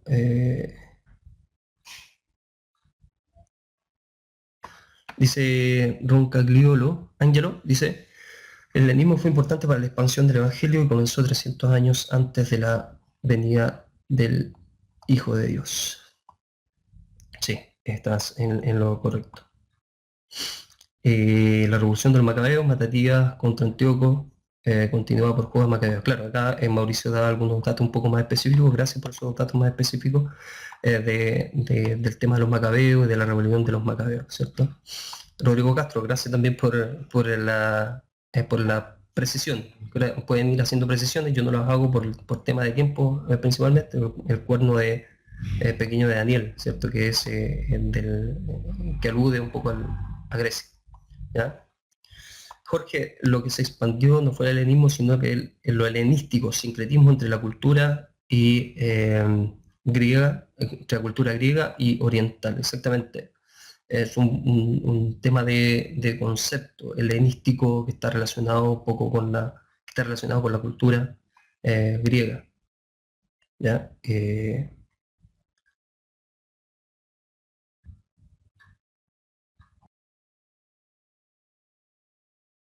Ya se puede decir que esos 100 años de libertad fue lo único que conoció Israel hasta 1947. ¿Sí? En realidad, la historia de Israel está.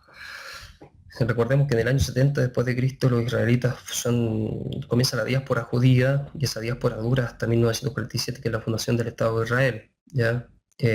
Claro, hoy en día Israel goza de la autonomía también que muchas veces no tuvo. Y en definitiva esos 100 años de libertad que nombra Mauricio, ¿cierto? Fueron años como característicos o singulares dentro de la historia de Israel. Aquí Héctor Valdivia pregunta cuál es el acontecimiento que marca el inicio del periodo intertestamentario. Yo creo que no hay un acontecimiento así eh, como muy. Hay algunos que ponen lo que estamos viendo recién, lo que estamos viendo el exilio babilónico, ¿cierto? Como que ese es el acontecimiento que más se acerca, ¿cierto? Eh, y claro, el tema de Malaquías, ¿cierto? Después del último profeta Malaquías, podemos ponerlo también como acontecimiento, ¿ya? Ya,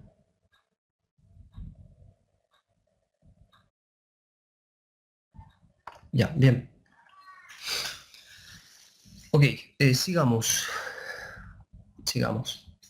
La influencia romana, entonces, dentro de Roma se hizo sentir después del año 63 a.C. que le estaba hablando. Pompeyo toma a Jerusalén en el año 63 y comienza el gobierno de Herodes el Grande. Aquí hay que tener ojo porque en la Biblia nombra a algunos Herodes, ya, pero no necesariamente es Herodes el Grande. Hay otros Herodes que vienen posteriormente, como es Herodes Antipa, ¿cierto? Que es el que se nombra más adelante en los evangelios. Pero recordemos que Herodes el Grande, el acontecimiento que nombra la palabra de Dios es cuando manda a matar, ¿cierto? Se provoca esta matanza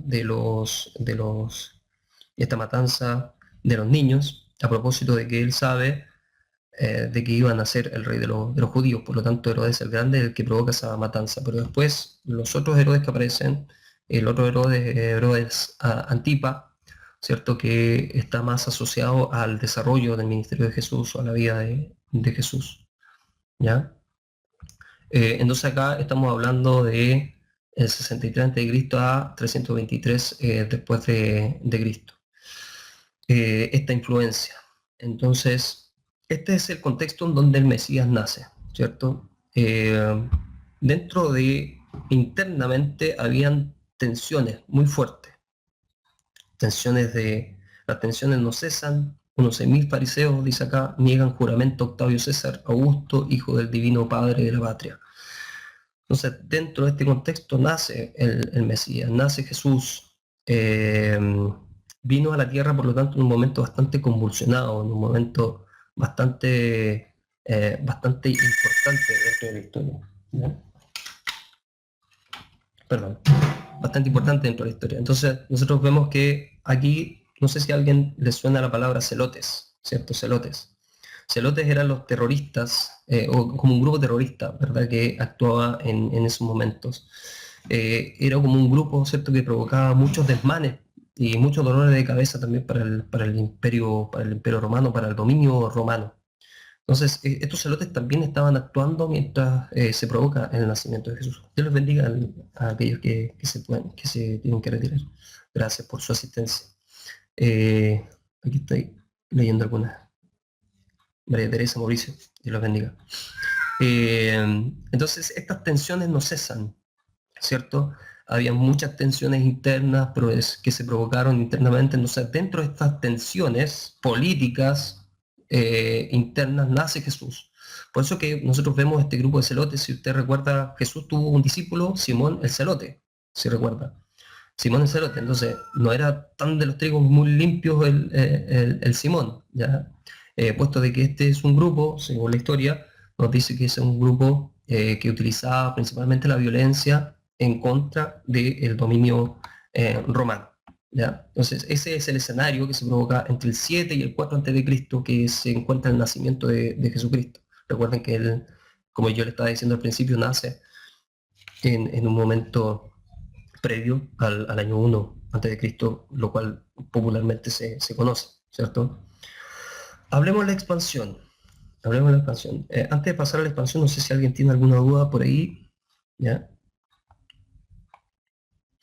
¿Qué vamos a ver acá? La expansión, vamos a ver los factores que contribuyeron a la expansión del cristianismo dentro del Imperio Romano. ¿Ya? Vamos a ver algunas, no vamos a profundizar mucho, ustedes pueden profundizar después en las lecturas que están en plataforma, pero sí es necesario destacar algunos factores que provocaron que este cristianismo se difunda rápidamente, porque tuvo un crecimiento exponencial dentro del Imperio Romano. ¿Ya?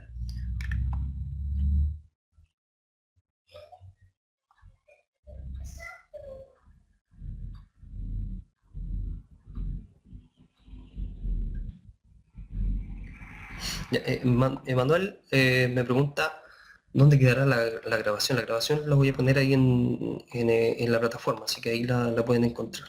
¿Ya? Ok, parece que no hay preguntas, sigo. Voy a tratar de apurarme, disculpen, pero esto yo pensaba que me iba a demorar menos. Bien, en los factores históricos que contribuyeron a la expansión del cristianismo, primero la Pax Romana. ¿Qué es la Pax Romana? Dios estaba preparando a las naciones para su enseñanza. Jesús nació en el reino del emperador Augusto, según Orígenes de Alejandría, ¿cierto? Que es uno de los personajes importantes que también de la historia de la iglesia que encontramos post-apostólicos, ¿cierto? Dios estaba preparando a las naciones entonces para su enseñanza. Jesús nació en el reino del emperador Augusto. La Pax Romana, cuando nosotros hablamos de la Pax Romana, es un concepto en el cual los romanos, ¿qué es lo que hacían? Los romanos cuando expandían su territorio y llegaban a un lugar, no era como un escenario violento que se establecía, sino que ellos eran diplomáticamente, eran como mucho más modernos, por decirlo así.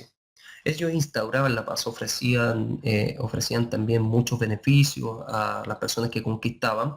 Por lo tanto, esto provocó, en cierta forma, que muchos pueblos, no solamente el judío, sino que muchos pueblos, como otros, aparte de ellos, se contentaron un poco con el dominio romano, porque llegaba un poco la civilización.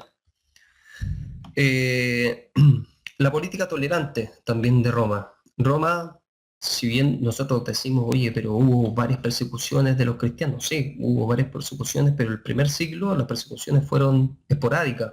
La primera fue de Nerón y la segunda fue de Domiciano, en el siglo primero después de Cristo. Pero la política romana era una política tolerante, en donde toleraba todas las religiones, ¿cierto? En el imperio se toleraban las religiones. Eh, Ahora, claro, ¿por qué los cristianos tuvieron problemas con el Imperio Romano? Era porque los cristianos lo que no estaban de acuerdo era la figura del emperador, ¿cierto? Esta figura endiosada del emperador, que ellos no se arrodillaban frente al emperador o no, no participaban del culto hacia el emperador porque era considerado una divinidad. Y esto comenzó a generarles problemas que después terminó en algunas persecuciones. Pero políticamente siempre Roma fue tolerante con las religiones. De hecho, en Roma se provocó un sincretismo bastante importante dentro de la religión romana. Hubo muchas costumbres de otras religiones que Roma adoptó para sí, ¿cierto? El otro factor o el tercer factor sería las comunicaciones. Si ven el mapa que les pongo acá, este mapa, ¿cierto? Es el mapa de los caminos de Roma. Si ustedes se fijan, las redes de comunicación que estableció Roma son espectaculares, ¿ya? Ahí les pongo una imagen de los caminos romanos. Esto lo voy a marcar acá, de los caminos en Roma, cómo los construían los caminos. Entonces eran caminos bastante modernos, que facilitaban el acceso, facilitaban el transporte, y esto también fue uno de los aspectos importantes para la expansión del cristianismo, porque se utilizaban estos mecanismos, se utilizaban estas comunicaciones, también la utilizó el apóstol Pablo, la utilizó para movilizarse de un lugar para otro en Roma. Usted ha escuchado ese dicho que dice, todos los caminos llevan a Roma. ¿Ya? Ahí está el mapa. Todos esos caminos, ¿cierto? Todas esas interconexiones que existían dentro del imperio fueron importantes para una rápida expansión del cristianismo. Después tenemos el gobierno romano, que también fue un gobierno en el cual vemos tolerancia. El gobierno romano no era un gobierno tan despótico, por decirlo así. Los gobernadores romanos, bueno, hubo de todo en realidad dentro de Roma, pero el gobierno romano también se considera uno de los aspectos fundamentales de la expansión del cristianismo. ¿Cuáles fueron los factores griegos que contribuyeron a la expansión? Primero el idioma, ¿cierto? Los factores griegos. Tenemos el griego koiné. Vemos a un Pablo, ¿cierto? Escribiendo en griego koiné. Por tanto, el idioma fue sumamente importante. Es como hablar inglés hoy día, ¿cierto? Nosotros hablamos inglés y nos podemos comunicar con un chino, con un hindú, ¿cierto? Porque es el idioma universal hoy día en el mundo. Bueno, el idioma universal en ese entonces era el griego. Y hablar griego, y Pablo sabía muy bien hablar griego, implicaba poder llegar a más personas. A todo esto se le agrega también eh, la difusión, ¿cierto?, de la Biblia Septuaginta, que es el Antiguo Testamento, que también comenzó a llegar al Imperio Romano, se comenzó a difundir.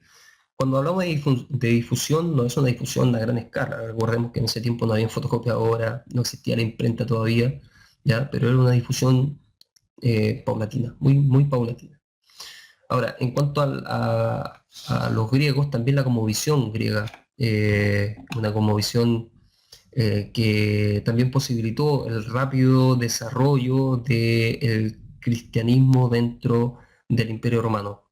Ahora recuerden que Roma toma muchos aspectos griegos, entonces por eso que estoy hablando de Grecia en estos momentos. La filosofía, ¿cierto? La filosofía griega. Por ejemplo, tenemos la idea de la naturaleza de las cosas, ¿cierto? Que los filósofos se planteaban en esas instancias. El tema de la esencia.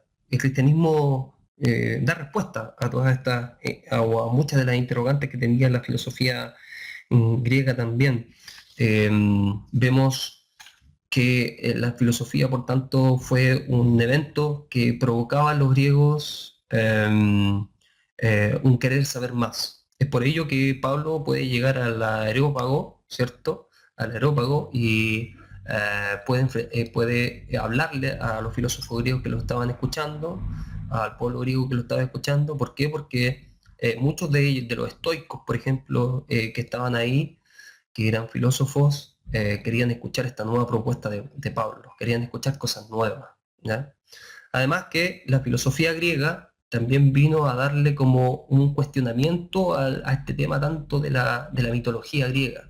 Recordemos que la religión griega estaba basada en el politeísmo, y las características de los dioses griegos eran muy distintas a las características del dios cristiano.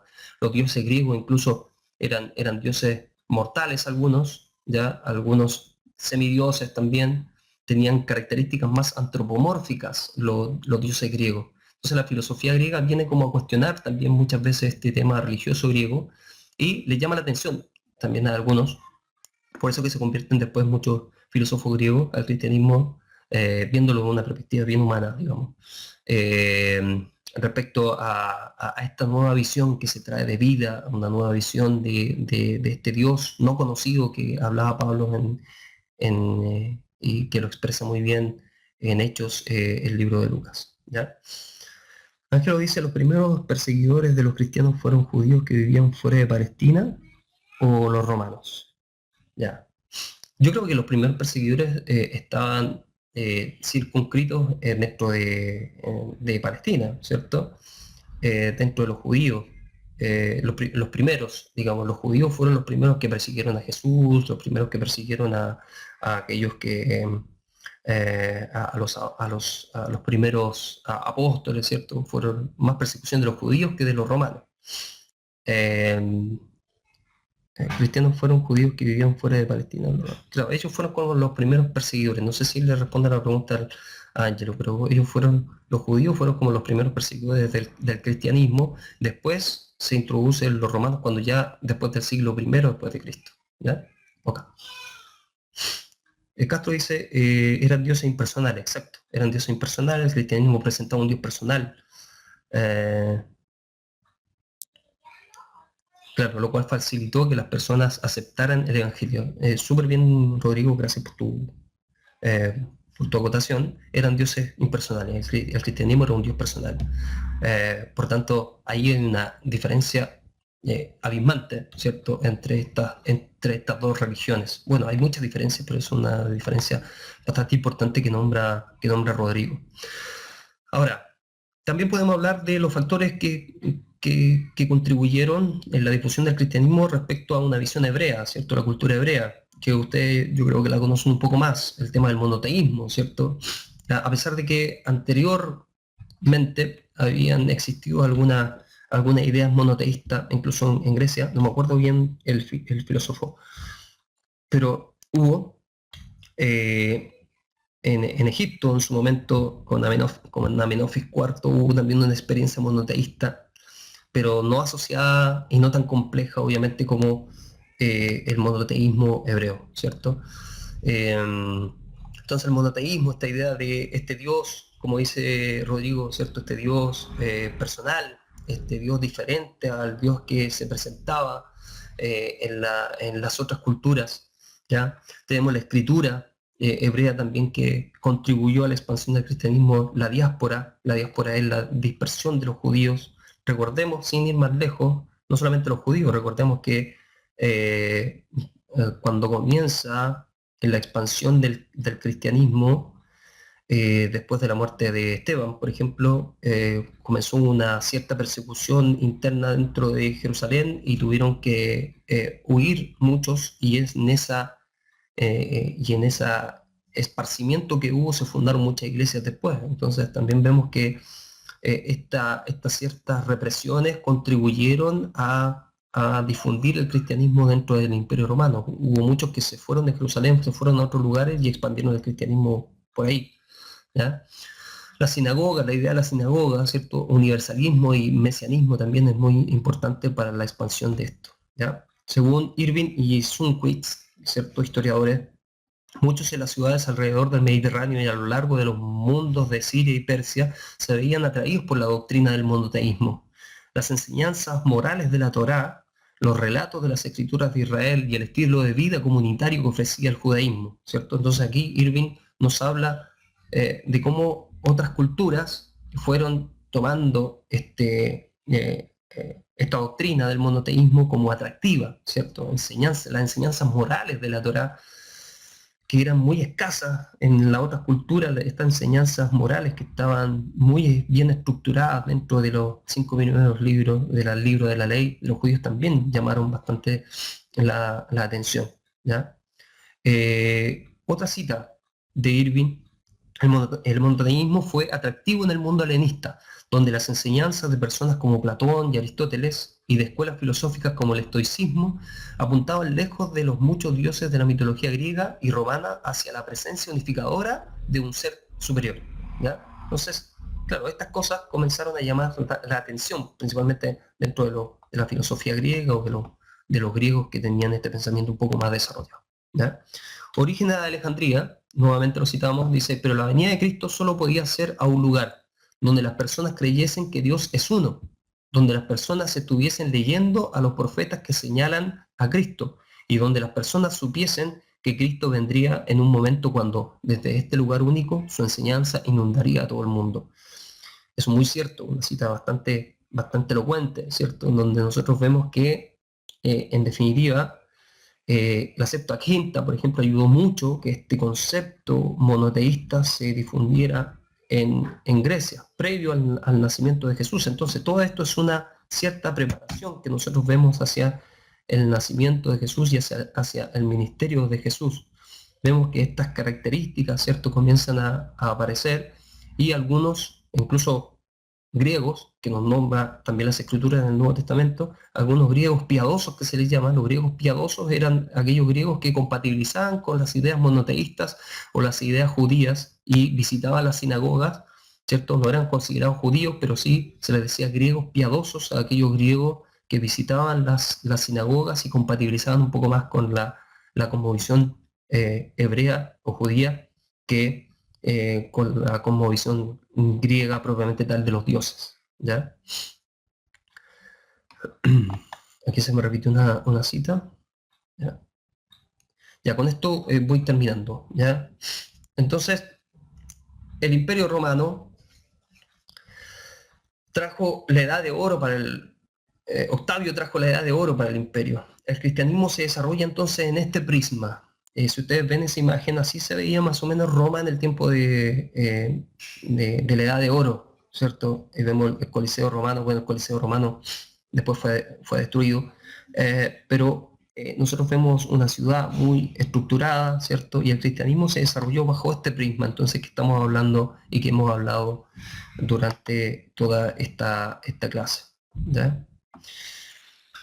El tiempo se nos ha pasado, lamentablemente, pero yo voy a hacer un video después para continuar esta clase, ¿ya? Mm, con el propósito de que podamos ver el tema de la era apostólica, ya el primer siglo. Igual no nos quedan muchas, a ver, voy a ver cuántas. Sí, parece que no nos quedan muchas. Sí, nos queda un poco, pero yo les prometo que les voy a grabar esta parte. De hecho, igual las lecturas las van a reforzar, así que eso no hay problema. En cuanto a ver el contexto de la era apostólica, nosotros lo vemos principalmente en el libro de los Hechos, por eso que es importante que antes de este curso ustedes hubieran leído todo el libro de los Hechos, o los Evangelios y el libro de los Hechos, por lo menos. Así que si no lo han leído, yo le invito a que pueda leerlo para que esto les sea un poquito más familiar, ¿ya? Los Evangelios y el libro de Hechos. Y el libro de Hechos presenta el desarrollo apostólico, ¿cierto? Bajo el Imperio Romano. Los viajes de Pablo, por ejemplo, están impregnados de este tema de la cultura romana, ¿cierto? Y de conceptos propios del Imperio Romano. Entonces, del año 70 al 110 hay un periodo bastante oscuro de la historia eclesiástica, no hay muchos datos. Pues no nos queda mucho en realidad, porque no hay muchos datos en cuanto a esto, ¿ya? Claro, esto requiere un poquito más de tiempo, pero ya hemos hablado un poquito de la filosofía griega. Estimados, espero que les haya quedado claro. Yo quiero que si me pueden hacer algunas preguntas, si alguien tiene alguna opinión al respecto, alguna acotación, lo pueden hacer. Me hubiera gustado haber tenido más tiempo, pero el tiempo se me pasó como súper rápido, ¿ya? Pero después, como les dije, voy a grabar la segunda parte, que sería como la era apostólica y el contexto de la era apostólica, cómo se fue desarrollando esto. Y voy a hablarle un poco de la filosofía griega, profundizando un poco en los aspectos de la filosofía griega en Pablo, en el apóstol Pablo, de los estoicos y los epicúreos, quienes eran en ese entonces, ¿cierto? La terminología un poco que utilizó Pablo para acercarse a los griegos, porque nosotros vemos que él utilizó alguna terminología, ¿ya? Y etcétera. Ya, yo creo que nos quedan como media hora, que se los voy a poner en un video para que ustedes lo puedan ver, ¿ya? No sé si hay alguna. Gracias, Benjamín, un gusto que estés acá, Dios te bendiga. No sé si hay alguna pregunta, algo que no haya quedado muy claro. Yo sé que fue como rápido, pero después les voy a compartir el video para que lo puedan ver un poquito más de cerca, con calma, porque yo sé que fue muchos datos, pero esto fue como una visión panorámica general de lo que vamos a seguir viendo, digamos, en esto, ¿ya? Sí, Miguel, mira, hay un libro de Joseph Lords que está en internet, lo voy a escribir acá. Tiene 2 tomos, que es bastante bueno, ¿ya? Igual tiene cosas como eh, algunas cosas que no se comparten, pero eh, ahí uno tiene la capacidad de discernir algunas cosas, algunas afirmaciones, por ejemplo, ¿ya? Justo González, obviamente, que es el clásico, ¿ya? Pero muchos textos que vamos a ir poniendo, hay algunos que ya están ahí, pero muchos textos que vamos a ir poniendo en plataforma para que ustedes puedan profundizar respecto al tema, ¿ya? Pablo Deiros también es Pablo Deiros. También es una opción que parece que lo pueden encontrar por ahí, que también vamos a utilizar solamente algunos textos de él, ¿cierto? Y bueno, como fuente un poquito más cercana de la historia del cristianismo, ¿cierto? Eusebio de Cesarea, que también lo pueden encontrar eh, en internet, ¿ya? Eusebio de Cesarea, que es como uno de los primeros historiadores cristianos de la historia cristiana, ¿ya? Y bueno, ahí yo les voy a ir diciendo algunos como G.C. Lim también, G.C. Liman, perdón, G.C. Liman también es bastante bueno, tiene por esa historia de la iglesia cristiana, que también hemos leído algo. G.C. Liman, eh, se lo voy a escribir acá. G.C. Liman. Parece que se escribe así. Pero la iglesia cristiana. ¿Ya? Estimados, ¿alguna consulta? Les doy gracias por su paciencia, gracias por la asistencia, Dios les bendiga. Y bueno, vamos a estar... sí, Word también sirve, Pablo, sí. Vamos a estar con las otras videoconferencias que pronto llegan, también las vamos a publicar a los que no son parte del diplomado para que puedan también asistir a ella, con un propósito de, en cierta forma, democratizar el conocimiento teológico que muchas veces nos hace falta.